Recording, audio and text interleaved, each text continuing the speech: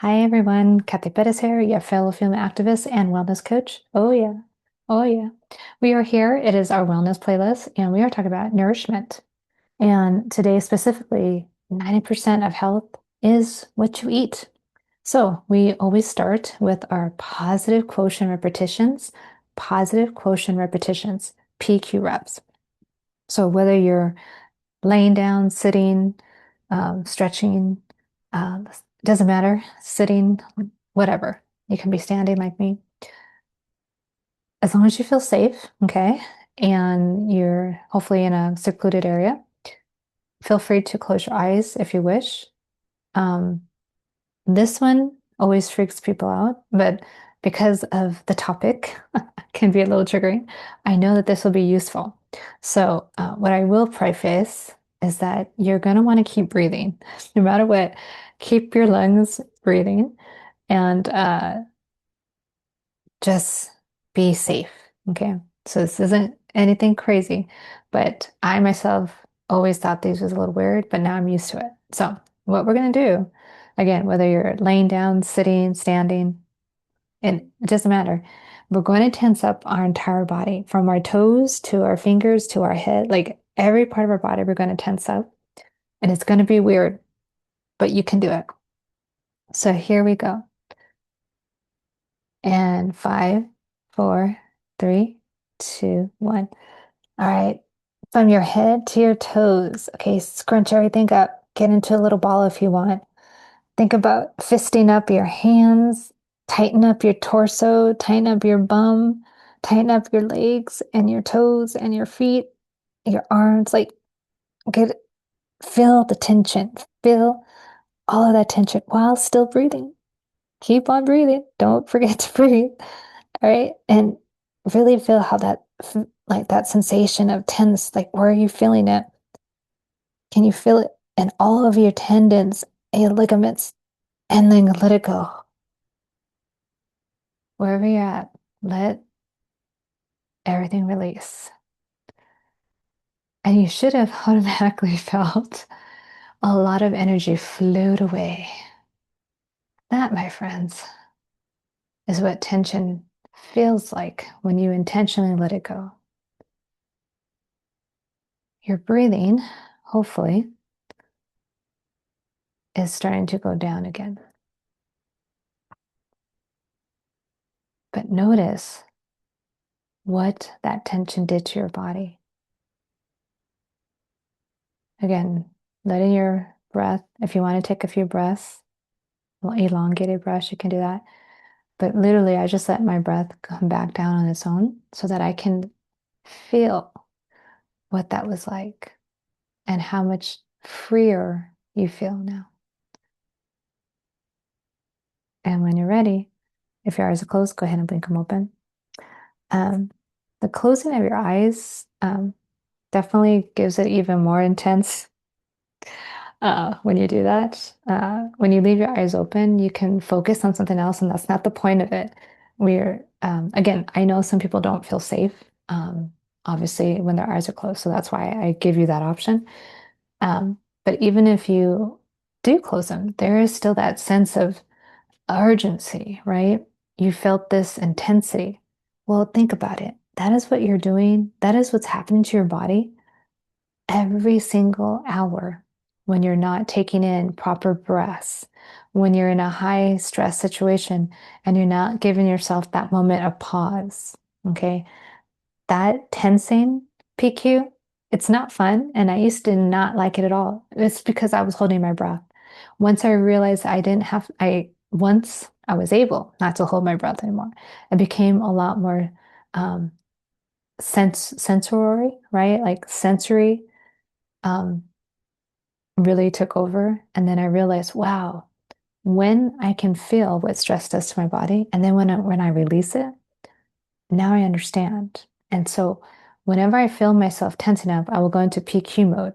Okay. Not necessarily this one, but I will go into some way, right, to realign my mind with my body. So that was fun. You might want a little drink after that. Alrighty. So now we are talking about 90% of health is what you eat. And I do not lie. So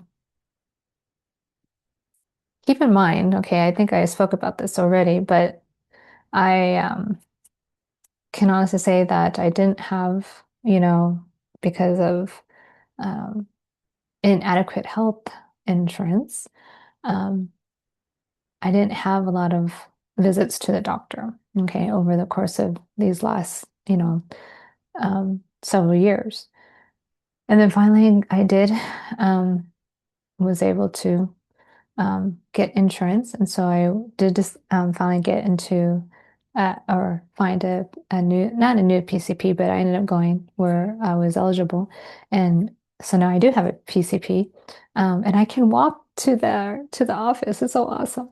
Anyway, but this was back this past December. Okay, so I had, my well, or just the general checkup. Okay, not the well woman that's coming up. But then, needless to say, she ordered blood work, and I got that snapshot, and it was not fun because things were off the rails, going off the rails. And I knew exactly what was different from years past.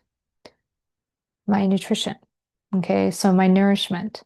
The reason why I use nourishment instead of nutrition, and I caught myself, nutrition, unfortunately, has a very, um, I'm just going to say, um, dangerous, I would say, tone to it. As if someone's telling you, you have to do this. And that's not what I want for this channel. You, as my fellow female activist, I want you to have longevity in your social justice, whatever that looks like, and me included. And so what I'm getting at is that this video is about nourishment, okay? 90% of our health is based on what we consume. And that is 100% in most cases up to us, right? Given, obviously money constraints, where you are financially, where you might live, right? That can also be a hindrance. But nonetheless, 90% of what we choose, or rather, 90% of our health is what we consume. And that's not a lie. Again, I have been a gym blossom, okay, since I was back in, basically, I shouldn't say a gym blossom.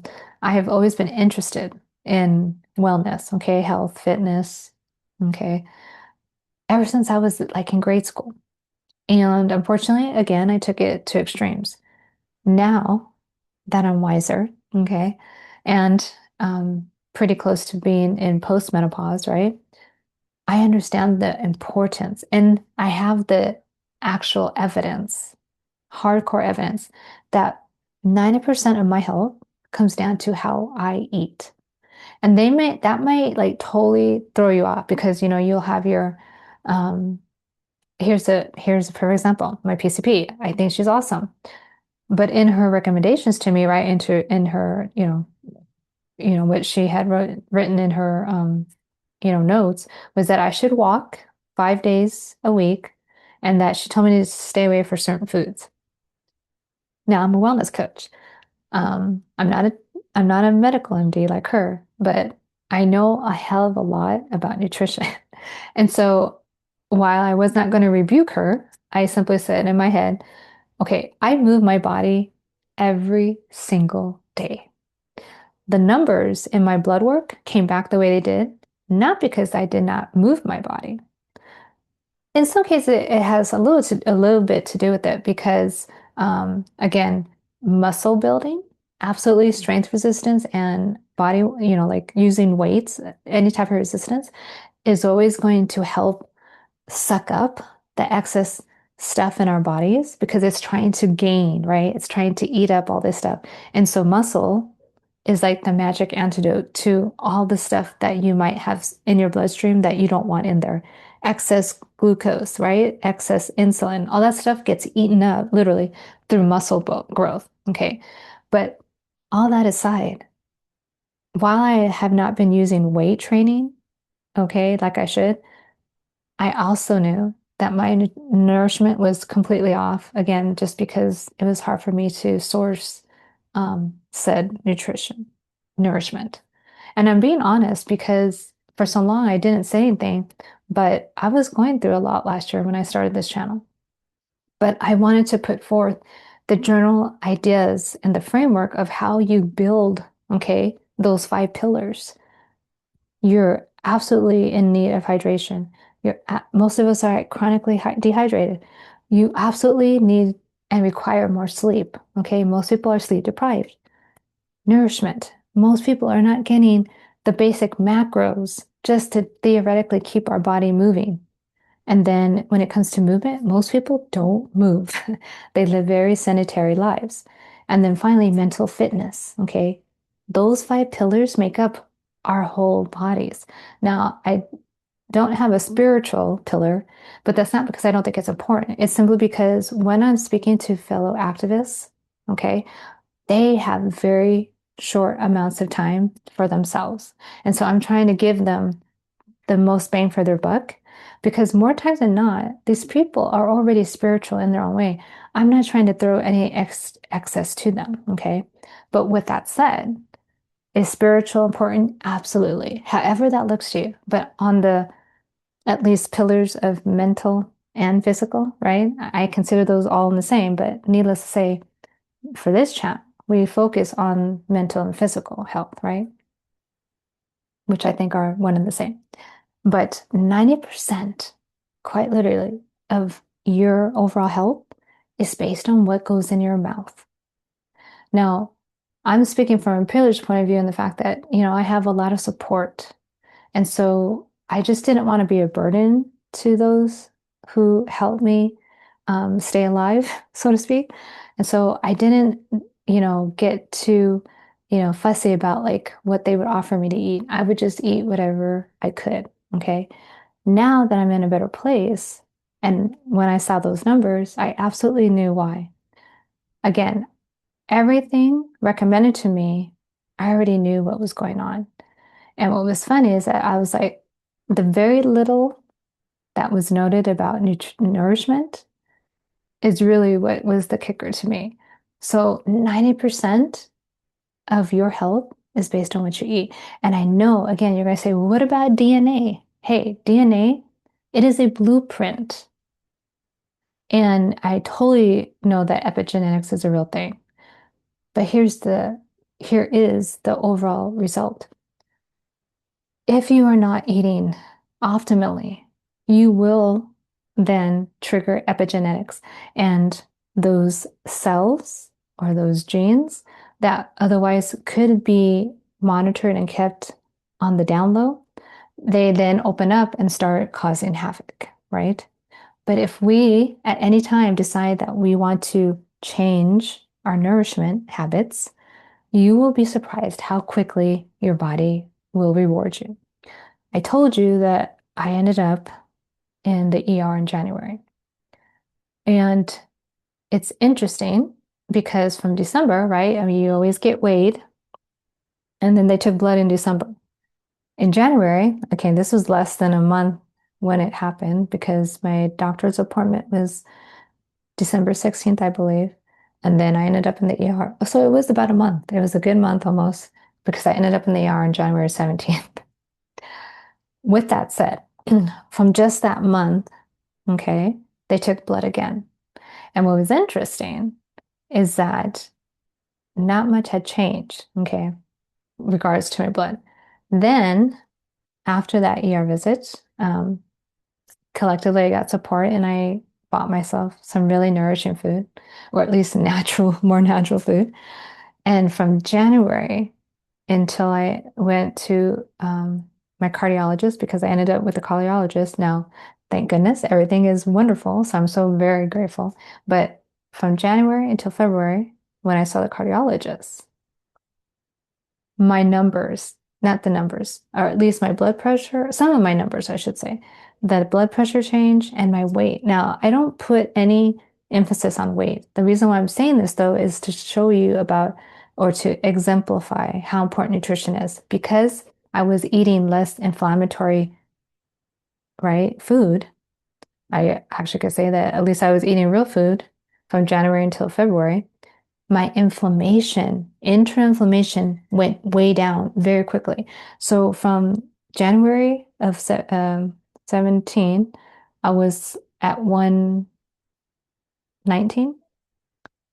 And what's funny is that I had tried to start eating better as of December 16th. So I was like 121 in December 16th. January was 119. Internal inflammation starting to go down. In February, okay, not even probably a month, because I was eating better, my weight, again, not the only sole stat that I was looking at. In fact, my blood pressure had gone down as well as my weight, and I was down to 112. Now, again, I don't look at that necessarily just, again, not just my weight alone. What was scaring me was my blood pressure. In in December, it was very high for me, and then it got even higher in January, but then it dropped drastically back to normal, which again, I'm usually like between 110 and let's say 115-ish, over 80, sometimes lower. When I was running, it was like 101 over like 69 or something. But I digress. What I'm saying is internal inflammation alone changed some of the important numbers. Again, weight in itself is not telling of anything. Weight, though, mixed with blood pressure, mixed, let's say if they were taking, more constant glucose, samples or cholesterol, all that stuff mixed in with weight matters. Okay. But weight on its own doesn't matter. But I wanted to give you at least that very simple structure from December until February. I went through that. And for someone my size, I'm small. I'm only five, not even 5'2". So, and I have a small bone structure. So for me to have that type of weight fluctuation is quite drastic, but I knew why it was happening. Okay. So some of that, most of it was probably stress, but nonetheless, when I saw my blood pressure going up and down, that's scary.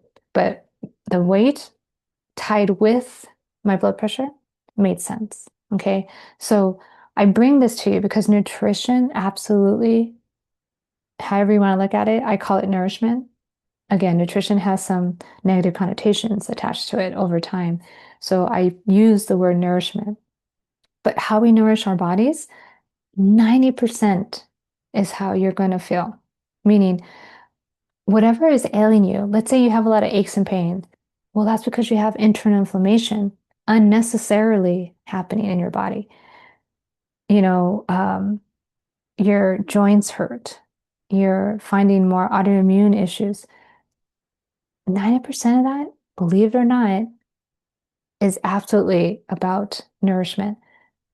Less than 10%, again, is because of your DNA, your family history. I always remember this quote because it makes the most sense. Diseases run in families because diets run in families.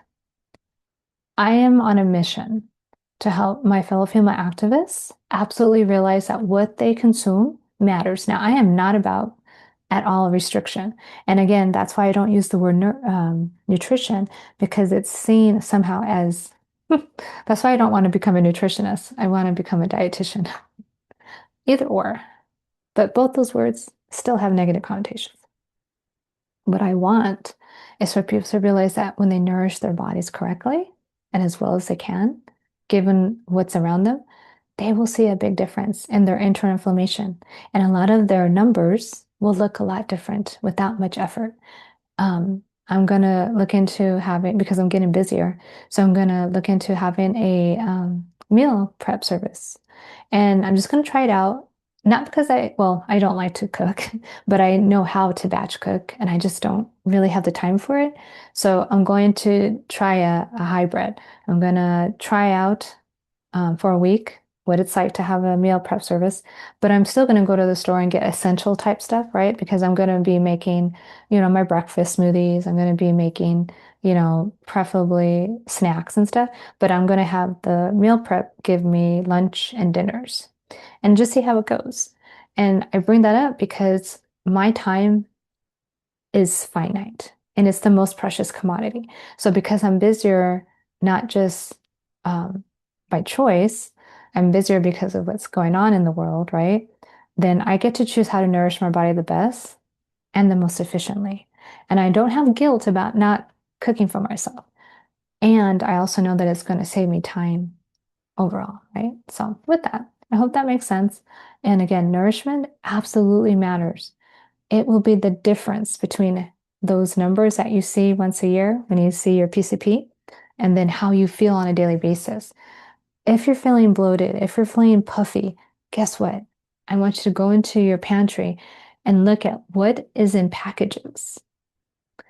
If it doesn't have a mother or come from the ground, then you got to ask yourself, what is on that nutrition label and what does it get to me? What I have done for specifically is I have started to make sure that I look at nutrition labels if it's a package of any kind, and I look to see if it has anything that says bioengineered. You will be shocked at how much produced and manufactured food has bioengineering items in them now. I say that because just by staying away from the bioengineered stuff, at least, can be a step in the right direction. I know it's a little bit of extra time, but when you look at those labels, it makes a difference. So yes, 90% of how you feel, of how feel internally from internally to externally, it's what you're eating. And you have more than 90%, hopefully, say in what you eat. Okay? So with that, I'd like to see you in the next video. Take care and take charge.